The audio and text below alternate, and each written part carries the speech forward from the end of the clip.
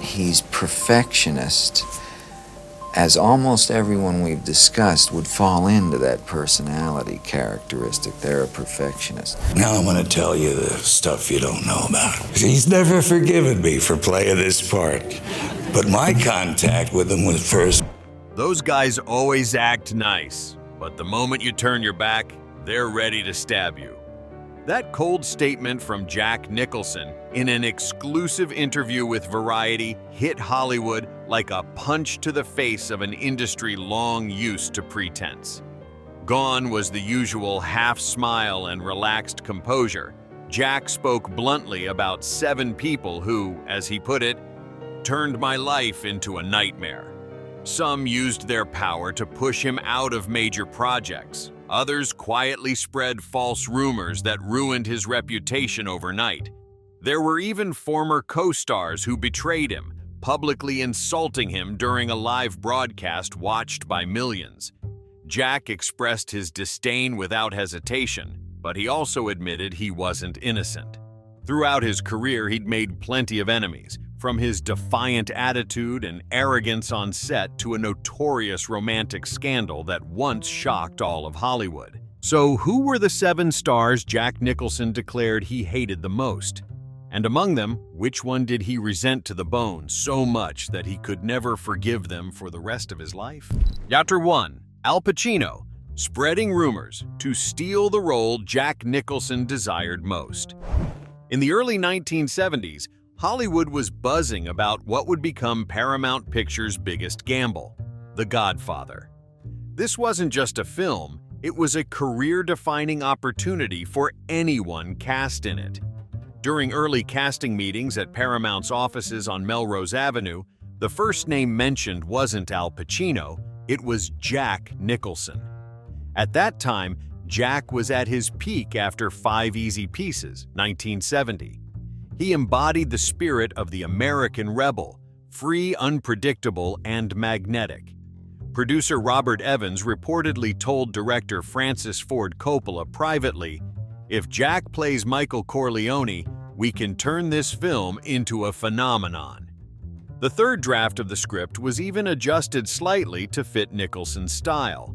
Everything seemed settled, until, during a tense meeting in Paramount's screening room late in 1971, Jack unexpectedly withdrew. He said, "Michael is Italian. I'm not. If I play him, the audience won't buy it."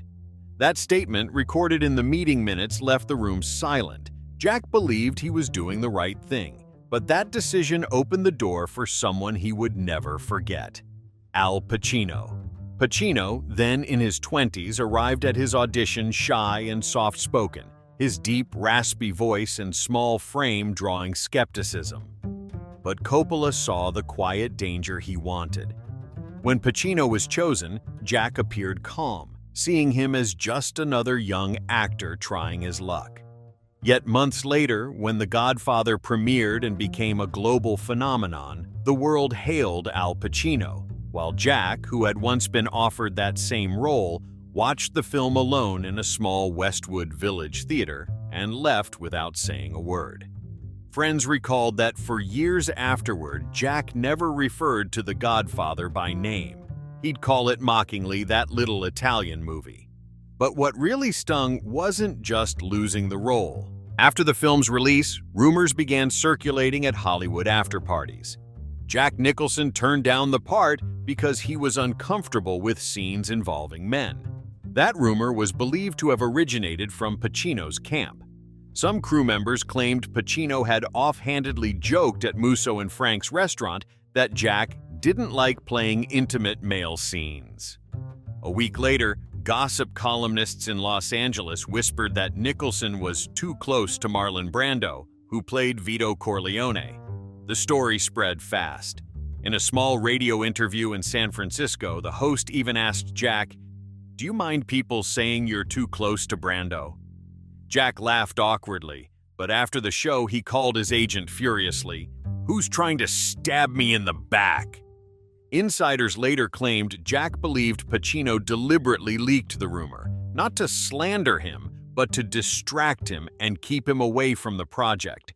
Whether true or not, Jack's impression of Pacino never recovered. When The Godfather Part 2 earned Pacino another Oscar nomination, Jack watched the ceremony silently at home.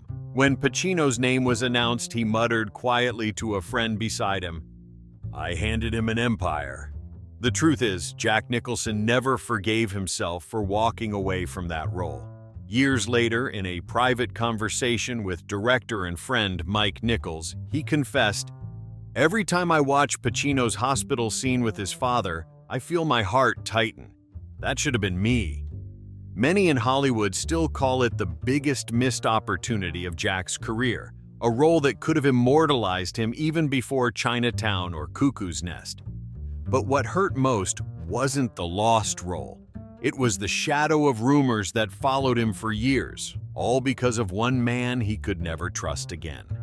After The Godfather, silence stood between them. In 50 years, they shared the same frame only once, at the American Film Institute Awards in 1993. They didn't smile or shake hands, just exchanged the look of two men bound by a past they'd never acknowledge again. Chapter 2. Robert Redford, money, politics, and pride turned them into lifelong rivals. By the mid-1970s, Hollywood reflected the social divide of America itself. After the Vietnam War, the country was torn apart by politics, the anti-war movement, and waves of liberal change. In cinema, the same split appeared. On one side, the clean-cut American ideal, actors like Robert Redford, handsome, well-mannered, championing environmental causes and the Democratic Party. On the other, the rebellious New Hollywood generation, Jack Nicholson, unconventional, defiant, supporting Republican figures and scorning Hollywood's moral facade. Each man had what the other lacked. Redford symbolized refinement, Jack, raw intensity, and that contrast made coexistence impossible. Their story began in 1973, when director Jack Clayton and Paramount launched The Great Gatsby. It was a massive production, budgeted at nearly $7 million, a fortune then. Initially, Paramount eyed Jack Nicholson for the lead role of Jay Gatsby. After Chinatown, Jack was seen as the embodiment of complex inner conflict. Screenwriter Francis Ford Coppola even sent him a draft with a note. "Gatsby lives in illusion, and you're the only one who truly understands illusion." But weeks later, Paramount announced the official choice, Robert Redford. The reasoning sounded fair. Redford fit the upper-class gentleman image better, but insiders knew there was more at play. Redford's contract was worth $700,000, twice what Jack had earned for Chinatown. A Paramount financial officer later recalled, "Jack was furious. He said they were paying for a face, not a performance." What began as a dispute over money quickly turned into a matter of pride. Jack felt disrespected, a man who'd clawed his way up through years of struggle being dismissed as too rough for the glamorous American dream. At that time, Redford was the darling of liberal politics, supporting Jimmy Carter and advocating human rights. Jack, on the other hand, frequented private fundraisers for Ronald Reagan, promoting individual freedom and railing against Hollywood hypocrisy. The ideological divide deepened their personal rift. The tension peaked when Jack learned Redford had personally lobbied producer David Merrick, saying, "Audiences won't believe someone like Nicholson could represent American high society." That comment enraged Jack so much that he shattered a wine glass at Dan Tana's restaurant in Los Angeles. When The Great Gatsby premiered in 1974, it was a commercial hit despite mixed reviews. Redford's portrayal of the melancholy gentleman Gatsby made him a new symbol of the American dream. Meanwhile, Jack was preparing One Flew Over the Cuckoo's Nest, smaller, rawer, and the antithesis of Redford's polished image. What Jack couldn't forgive came next. In a 1975 New York interview, when asked if he feared being compared to Nicholson, Redford replied, "I think audiences need a true American representative, not a picture of reckless rebellion." That subtle jab cut deep. From then on, they never spoke again. In 1976, at a Beverly Hills charity gala, they found themselves in the same room, Redford representing an environmental organization, Jack attending with girlfriend Angelica Houston in support of Reagan's campaign. They stood only a few meters apart, yet neither looked at the other. A photographer recalled, "The air felt sucked out of the room. One look was enough. They were sworn enemies." Later that year, Jack sued Paramount for violating a verbal agreement from the pre-production stage of Gatsby, claiming he deserved compensation for helping revise dialogue. The case dragged on for 2 years before ending quietly. Court records show Paramount won, and Jack withdrew his complaint after a private settlement. They never collaborated or mentioned each other again, even at Academy events. Industry insiders say Redford and Nicholson represented two sides of Hollywood, one the dream, the other the truth. They never faced off on screen, yet their rivalry lasted decades, born from a role, a contract, and two egos that refused to bow. Years later, when asked about Redford, Jack simply said, "He was born on the top floor. I climbed from the basement. We see the world differently, that's all." Dustin Hoffman, playing dirty and spreading rumors after losing a role. In the mid-1970s, Hollywood was ruled by the rebellious generation. Young actors like Jack Nicholson, Dustin Hoffman, Robert De Niro, and Gene Hackman were redefining stardom, portraying flawed, wounded, searching characters that reflected post-Vietnam America. Among them, Jack and Hoffman stood out. Both came from theater, both passionate about realism, and Variety once called them the golden faces of a new era. But they were never friends. Jack was instinctive and wild, Hoffman methodical and perfectionist. Their differences made them fierce rivals.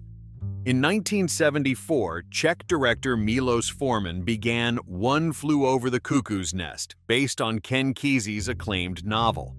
The lead role of Randall McMurphy, a defiant inmate pretending to be insane, became the most coveted part in Hollywood. Both Hoffman and Nicholson made the final shortlist. The audition at Samuel Goldwyn Studios in Los Angeles included Forman, producer Michael Douglas, and executives from United Artists. Hoffman arrived 2 hours early, armed with a heavily annotated script, rehearsing every line meticulously. Jack showed up half an hour late, in a leather jacket and sunglasses, coffee in hand, no script. Their screen test became legend. Hoffman performed every line to precision, serious and tense. Jack, meanwhile, went rogue, shouting, spitting, kicking a chair out of frame. The room fell silent. Forman simply said, "We've found McMurphy." Days later, Nicholson was officially cast. Hoffman stayed quiet, but insiders said he was seething. A crew member from Marathon Man recalled, "Dustin said Hollywood doesn't pick the best, it picks who's closest to the director." From then on, their relationship was fractured. When Cuckoo's Nest premiered in 1975 and swept the Oscars, Jack became a legend overnight, winning Best Actor. Hoffman sat in the audience, expressionless. Reportedly, he left the after-party early. Months later, an anonymous article appeared in the Village Voice, insinuating Jack got the role through personal connections with Milos Forman from his Europe days. United Artists publicly denied it, but rumors persisted. Many in Hollywood traced the leak back to Hoffman, who had hinted that Forman always favors his friends. A staff member from Jack's management company said he was so angry he nearly withdrew from a new project, fearing his reputation would be damaged. But what infuriated him most was when Hoffman called Jack's home at Mulholland Drive, leaving a message with his wife, Sandra Knight. According to the housekeeper, Hoffman said it was urgent business, then hung up. Jack called back, but Hoffman didn't answer. The gesture, many believed, was a provocation meant to unsettle him publicly. The fallout was permanent. Jack saw Hoffman as two-faced. Hoffman saw Jack as someone who got everything without effort. A crew member on Tootsie once said, "Whenever someone mentioned Jack, Dustin would say he doesn't act, he just goes crazy on camera." In a 1977 Rolling Stone interview, when asked if he was still close to Hoffman, Jack gave a raspy laugh. "Some people can only act when the camera's rolling. When it stops, they're still pretending to be victims." That ended things for good. From then on, they avoided each other completely. At the 1989 SAG Awards, organizers seated them together to make peace, but Jack requested a last-minute seat change. They never worked together. Even when both were offered Rain Man in 1988, Hoffman accepted, Jack declined. Their silent feud lasted nearly half a century, born from one audition but ending in quiet hostility. Jack once told a friend, "I don't hate anyone except one man, and he knows who he is." Or Gene Hackman, publicly insulting each other on live television. In early 1980, America was steeped in contradiction. The left called for freedom. The right urged a return to traditional values. Hollywood, always a mirror of society, was swept up in the same tide. Discussions about professional ethics, star power, and the social responsibility of actors became a new trend. NBC, seeking to elevate its image, organized a live television program called Actors Speak Out, where top Hollywood stars would discuss the role and morality of acting. The event took place at NBC Studio 3 in Burbank, California on February 3, 1980. The studio was packed with more than 300 guests, dozens of cameras, and over 20 photographers surrounding the stage. Among the list of guests that day, the two names that drew the most excitement were Jack Nicholson and Gene Hackman, both Oscar winners, both pillars of the new Hollywood generation. Jack was known for being bold and unpredictable, while Hackman was serious and disciplined, polar opposites.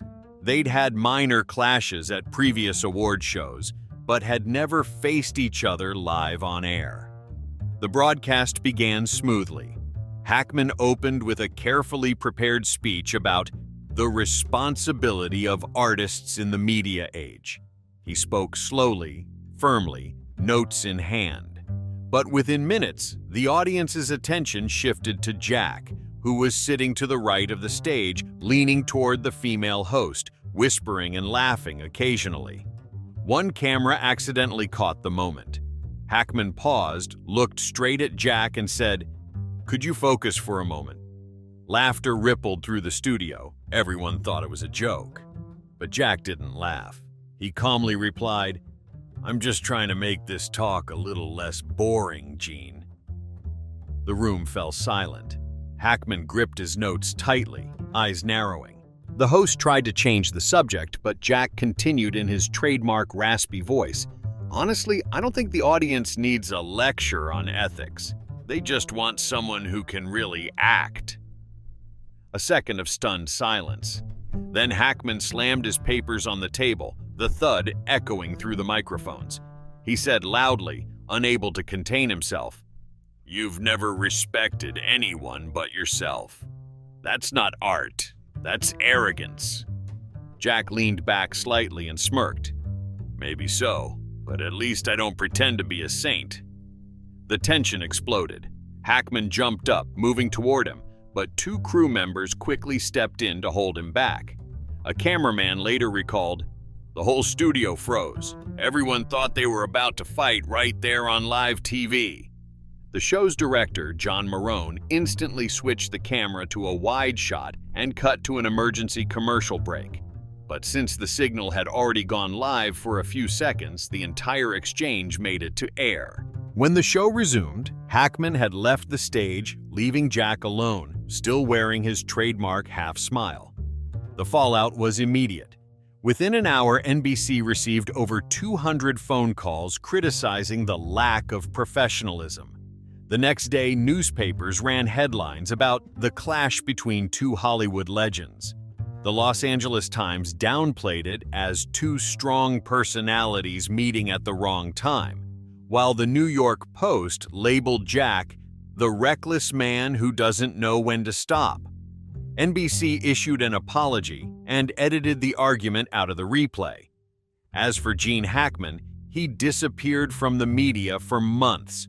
A close friend said Hackman saw it as a stain on his career and even turned down an invitation to The Tonight Show with Johnny Carson for fear of being asked about it.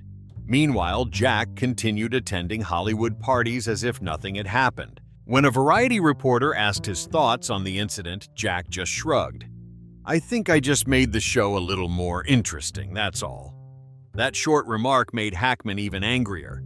A year later, when director Sidney Lumet invited both actors to join Prince of the City, Hackman responded firmly, "I'll sign only if Jack Nicholson isn't involved." Since then, every one of Hackman's contracts reportedly included a small clause: "Will not collaborate with Jack Nicholson in any form." Those close to Hackman said he considered Jack a talented actor lacking professional integrity. Jack, on the other hand, would simply smile whenever someone mentioned Hackman and say, "He's a monument, but monuments don't smile." The 1980 broadcast became a crack that never healed in Hollywood history. Two brilliant men of the same generation and stature torn apart forever by a single exchange of words. Years later, in a candid interview, Jack said, "I don't regret it. Sometimes the price of honesty is being misunderstood." Hackman, however, remained silent about the incident for the rest of his life. People thought no one could ever make Jack Nicholson angrier than that, until nearly 30 years later, a British co-star on the set of The Departed looked him straight in the eye and said in front of the whole crew, "If Jack were younger, I'd have punched him." That single sentence sparked one of the fiercest on-set confrontations of Jack's career. 5. Ray Winstone, Jack Nicholson pulled out a real knife on set, almost causing a fight. No one could have imagined that behind The Departed, the 2006 Oscar-winning film, chaos once broke out so badly that filming had to stop for 2 full days because of one too realistic moment from Jack Nicholson. It began in the spring of 2005, when the crew gathered at an old port area in South Boston. The setting was gritty alleys, abandoned warehouses, and decaying bars, exactly the world of crime Martin Scorsese wanted to capture. The atmosphere on set was always tense, as Scorsese was famously meticulous, allowing improvisation only if it didn't disrupt production. But for Jack Nicholson, freedom meant something entirely different. In The Departed, Jack played Frank Costello, a powerful Boston crime boss inspired by the real-life figure Whitey Bulger. The role was written specifically for Jack. Scorsese once told Empire magazine, "I needed someone who could make the audience both fear and admire him. Only Jack could do that." But his presence also meant the crew had to brace themselves for unpredictable moments. On his first day, Jack arrived with an old suitcase, telling assistant director Mark Bridges it contained tools to help him get into character. Inside were not approved props, but his personal items: an old pistol, a few beer cans, and a gleaming steel pocket knife. Bridges later recalled, "When I asked why he brought a real knife, Jack just smiled and said, 'To remind me that Costello isn't acting.'" The shocking scene happened on the 32nd night of filming, in a warehouse near Quincy Docks. According to the script, Costello, Jack, was supposed to pull out a fake knife to threaten his henchman, played by Ray Winstone, then toss it on the table. But Jack felt the scene was too safe. Before filming, he quietly told Scorsese, "I'll make it more real." Scorsese nodded, thinking Jack meant some extra gestures. No one knew he had hidden a real knife in his coat. The camera rolled. Jack walked toward Winstone, voice low and gritty, eyes half crazy, half smiling. "You think I'd let you betray me?" he growled, then suddenly flipped open the knife and pressed it close to Winstone's neck. The blade gleamed under the light. For a few seconds, the entire set froze. Ray Winstone stood motionless. He looked down at the knife, then into Jack's eyes. Later, he told BBC Radio, I knew it wasn't a prop. It was real. My hands were shaking with anger. He laughed and whispered something I'll never forget. Now you believe I'm Costello, don't you? Scorsese yelled, "Cut! Cut now!" But Jack didn't move immediately. Only when Winstone shoved him back and kicked a chair away did the crew rush in to separate them. One sound engineer said, "Ray's face was red with fury, and Jack just stood there smiling, like he'd just nailed the perfect take." That night, Scorsese called an emergency meeting. Winstone demanded a private talk, saying, "If this happens again, I'm out." Mark Bridges recalled, Scorsese looked genuinely worried. Everyone was afraid Jack might pull another stunt. The next day, production paused for 48 hours. Jack wandered around the set smoking, chatting casually with the makeup team. When Scorsese asked why he did it, Jack replied, "I wanted Ray to be genuinely scared of me. If he doesn't believe I'm dangerous, neither will the audience." When the film was finished, The Departed became a masterpiece, winning 4 Oscars, including Best Picture. But Ray Winstone skipped the ceremony. In an interview with BBC Radio 2, he said candidly, "Jack Nicholson is a legend, but he's also the only man who's ever made me lose my temper on set. There are limits he doesn't seem to know." After the incident, the Directors Guild of America added a new safety recommendation. All weapons and sharp objects must be checked by the prop department before use. A source from The Departed crew revealed that Warner Brothers later added a clause to Jack's contracts prohibiting any unapproved personal props on set. But Jack didn't change. In an interview with The Guardian, he said, "I didn't do anything dangerous. I just made the audience believe what they saw was real." Yet The Departed wasn't the first time Jack's behavior pushed a co-star to the edge. Nearly 40 years earlier, in the blazing Utah desert, he had driven another actor to quit, simply because he wanted control over every line of dialogue in a small film called The Shooting. 6. Warren Oates walked off set after Jack interfered with the script. Before becoming a legend, Jack Nicholson struggled through little-known independent films. One of them was The Shooting, 1966, a low-budget project directed by Monte Hellman, filmed in the barren Utah desert for just over $100,000. Jack was not only the lead actor, but also an investor, convinced he could create his own path to fame. His co-star, Warren Oates, was a seasoned Western actor known for his calm, restrained performances. At first, they got along well. Oates admired Jack's enthusiasm, and Jack saw Oates as a mentor. But that friendship lasted only 2 weeks. During a scene filmed under the scorching Monument Valley sun, Oates' character was supposed to show remorse. Oates chose a quiet, emotional delivery, soft voice, sad eyes, almost a whisper. But Jack, as co-producer, insisted he speak louder so the audience can hear every word. Oates refused, saying emotion didn't need to be shouted. Jack snapped back, "It's my movie. I need the audience to hear where my money went." The argument dragged on for 20 minutes in front of the whole crew. Finally, Oates threw his hat into the sand, stormed off set, and drove away in a Jeep through the 40 degrees heat. The team was stunned. Hellman had to suspend filming. A crew member later told Film Comment, "Jack paced around all afternoon smoking non-stop, muttering that Oates didn't understand art." That evening, Hellman drove to Oates' hotel in Kanab to mediate. Oates agreed to return only if Jack apologized in front of everyone. The next morning, the crew assembled. Jack walked up and muttered, "All right, I'm sorry if you felt uncomfortable." Everyone could tell he was doing it just to keep filming. Though the film was completed, their relationship never recovered. At the 1967 Los Angeles premiere, Oates deliberately stayed away. When asked why, he told the Los Angeles Herald, "I don't work with actors who think they're the boss." The incident didn't sink the film, but it became Jack's first lesson about the cost of control. Monte Hellman later said, "I saw something dangerous in Jack's eyes that day. He wanted to own everything, from the script to people's emotions." From then on, Jack Nicholson's reputation as difficult to work with followed him like a shadow. Yet as his fame grew, so did the clashes, especially when they spilled beyond the set and into his personal life. 7. David Spade humiliated on live TV after Jack took his girlfriend.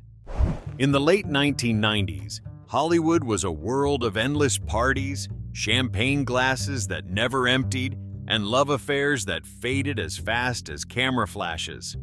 In that glittering chaos, David Spade stood out for being different, not flashy or loud, but the kind of person who made others feel comfortable, witty, gentle, slightly shy. Many magazines called him Hollywood's nice guy. His girlfriend at the time, Lara Flynn Boyle, star of Twin Peaks and The Practice, embodied cold, elegant beauty. They met in 1998 at an NBC party. Spade was smitten, telling Entertainment Tonight, "She makes me forget how to talk to other women." They appeared everywhere together, at film premieres, the Emmys, always hand in hand. People magazine dubbed them the couple that makes Hollywood believe in true love again. But in May 1999, everything changed. That night, the American Film Institute hosted its annual gala at the Beverly Hills Hotel. After the show, the after-party glowed under golden lights and the clinking of glasses. Jack Nicholson, 62 then, past his prime but still an undeniable icon, walked in, wearing his trademark black suit, sunglasses, and cigar, looking like the shadow of his own legend. David and Lara sat at table 7 near the stage. When the host introduced Jack, he walked over holding a glass of red wine, placed a hand on Lara's shoulder, and said softly in that gravelly, confident tone, "You make this whole room brighter. You know that." Spade could only smile awkwardly. Lara blushed and laughed politely. Jack stayed, as if time had stopped. He talked about as good as it gets, about the price of not knowing how to love long enough, and ended with a half-joking line, "I still haven't met a woman crazy enough to understand me." Reporters nearby noticed Jack's gaze never left Lara. Spade tried to stay composed, raising his glass to blend in, but journalist Linda Obst later wrote, "The air at that table shifted. There was something in Jack's eyes that silenced everyone." 2 days later, Lara received a bouquet of white flowers on the practice set. The card read only, "I owe you dinner, Jack." No one knew how he found the address, but Jack's driver, a man named Eddie Leffler, was seen parked near the studio several times. By mid-June, the New York Post reported that Jack Nicholson and Lara Flynn Boyle had been spotted dining at Spago, Hollywood's celebrity hotspot. When asked, Spade said quietly, "I've heard that. Guess she has a new friend." His tone was calm, but his smile strained. 3 days later, People magazine published photos of Lara leaving Jack's Mulholland Drive home at 7 a.m., wearing his jacket. The picture exploded across Hollywood. That night, Spade skipped his scheduled performance at the Laugh Factory. A close friend said, "David sat silently all night. He wasn't angry at Jack, just hurt at being humiliated so publicly." Lara and Jack began appearing everywhere, at NBA Finals, walking in Santa Monica, attending parties at Chateau Marmont. The media called them Hollywood's strangest couple, a 29-year-old woman beside a man 33 years older. Spade stayed silent. No accusations, no revenge. But according to a Vanity Fair editor, he declined an Oscar after-party invitation in 2000 upon learning Jack would attend. He said he just wanted to avoid drama, but everyone knew why. In August that year, David Spade returned to The Late Show with David Letterman. When Letterman asked, "Are you angry at Jack?" Spade smiled and replied lightly, "I'm not angry. Who could ever win against Jack Nicholson?" The audience burst out laughing, but a crew member later said, "When the camera stopped, he just sat there staring at the floor for a long time." Jack and Lara's relationship lasted less than a year. By late 2000, Lara left Jack and briefly reunited with Spade, but it was too late. A friend told the Los Angeles Times, "He still loved her, but the trust was gone." The scandal became one of the biggest Hollywood stories of the early 2000s. Vanity Fair wrote, "Jack Nicholson is the man no one dares love the same woman with." Though criticized for selfishness, Jack seemed unfazed. At the 2001 Oscar after-party, he appeared in his usual calm stride and trademark half-smile. When a reporter asked, "Do you regret it?" Jack shrugged. "Life's short. I just live the way I want." They say Jack never apologizes because he believes there are only two kinds of people in this world: those who act and those who watch. And Hollywood, years later, still hasn't forgotten that night in Beverly Hills, when a single look changed 3 lives forever. For over half a century in the heart of Hollywood's storms, Jack Nicholson was never one to bow. He's been envied, betrayed, misunderstood, yet in the end he remains someone the world can't help but respect. The 7 names he revealed were only the visible part of the iceberg, proof that even beneath the spotlight there are shadows no one wants to see. And you? Who do you think hurt Jack Nicholson the most? Leave a comment below so we can discuss it together. Don't forget to subscribe and turn on notifications for more behind-the-scenes stories that shook Hollywood.